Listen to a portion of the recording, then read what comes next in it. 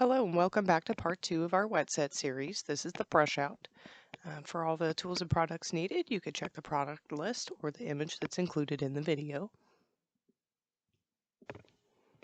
As you can see, I've removed 2 rollers in the back and checked to see how dry they are. You want to check it for springiness, kind of check and see how damp it is. If it's damp at all, roll it back up on the roller and put back in place, and then cover again with the hairnet and secure it.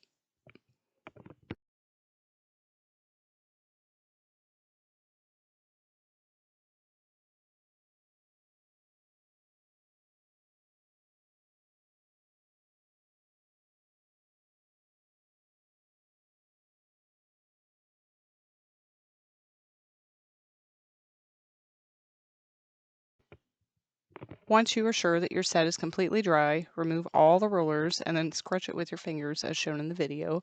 I often apply a little bit of the Pantene anti-breakage defense serum on my fingers as I distribute it throughout my hair. You can see that in the video, and then I start to brush out using the detangling brush. You can use a Denman brush if you prefer. I just like the detangling brush. I find it works best for my fine hair. Continue brushing and brushing in the direction that you rolled each section. So if you rolled it where it was going to the right of your face, brush it that direction. In the back, you want to brush it down. You want to just kind of fluff everything out, get all the crunchiness out of it as much as possible. Once you've gotten all the crunchiness out and kind of broken it up and brushed it all out, go ahead and resection it as you did before with your duckbill clips.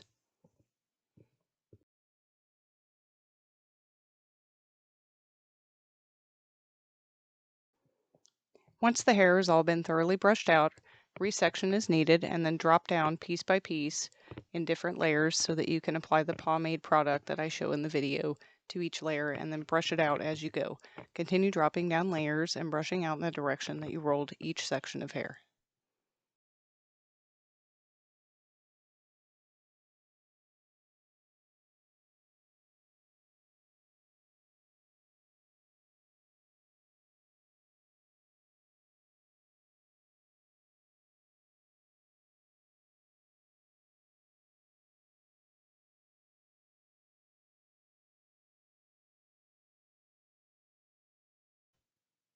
As you can see in the video, sometimes you can use clips to secure the back section of the hair out of the way while you deal with the sides and back. This is normal.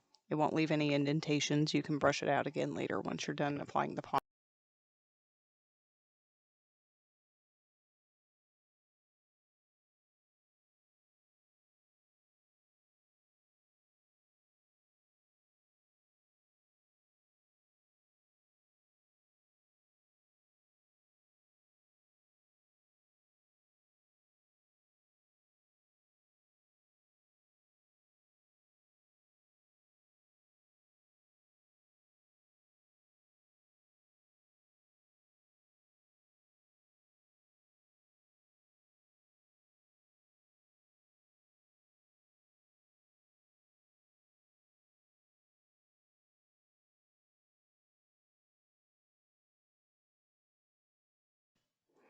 Once you have applied the pomade to every section of hair, thoroughly brush through again until you can establish your wave pattern.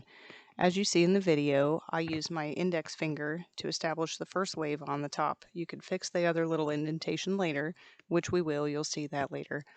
And then I use the brush.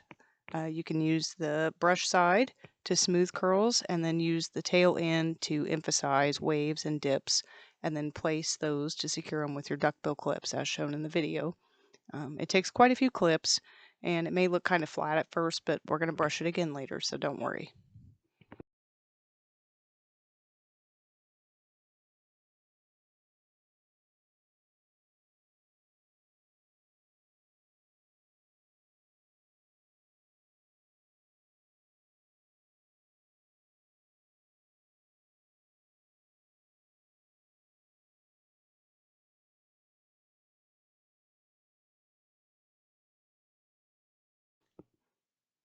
Make sure that you also clip across the back to ensure that nice indentation just below the occipital bone. 40's hair was often known for the fluffy end parts, but it was flattened near the crown to accommodate hats. So if you would like to wear a hat, you could always accommodate it with this hairstyle. You would just pin it over the smooth areas. Once you have it all clipped in place as you like and your waves are emphasized, apply some brushable hairspray. I don't like to use the Freeze It hairspray until the very end. It makes it too crunchy. So I use little bits of the brushable hairspray throughout. Do that throughout the whole thing.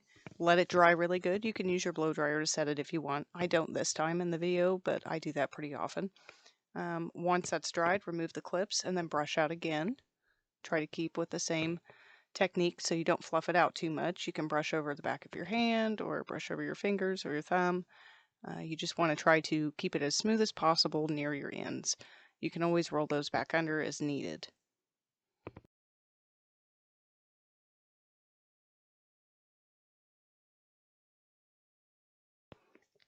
Once this is done, I apply another product, which is a glossing product. It helps to add shine and softness, a little more bounce, and define the curls a little bit more. So I just apply that, rub it on my hands, apply it to the hair, and then brush out thoroughly. Oftentimes on day one of my set, I won't tease the top, but in this video, I'm going to go ahead and tease the top section just to show you how I do it. While backcombing, make a C motion with your brush. You can see this in the video. I try to lean forward so that you can see it a little bit better. You want to do that all the way through, about 3/4 of the way up each section. So it'll look kind of crazy once you get it brushed out, but just trust in the process and keep at it. It'll look good in the end. Once you've completed backcombing, use your teasing brush and a little bit of the brushable hairspray to shape your waves, and then reapply the duckbill clips as necessary. Once you've done that, set it with the hairspray again, blow dry it to lock in place if you choose to. You don't have to. You can. And then once it's dry, remove the duckbill clips, fluff the ends with your fingers. And then I'm going to show you a few techniques on how to kind of smooth and fluff those areas.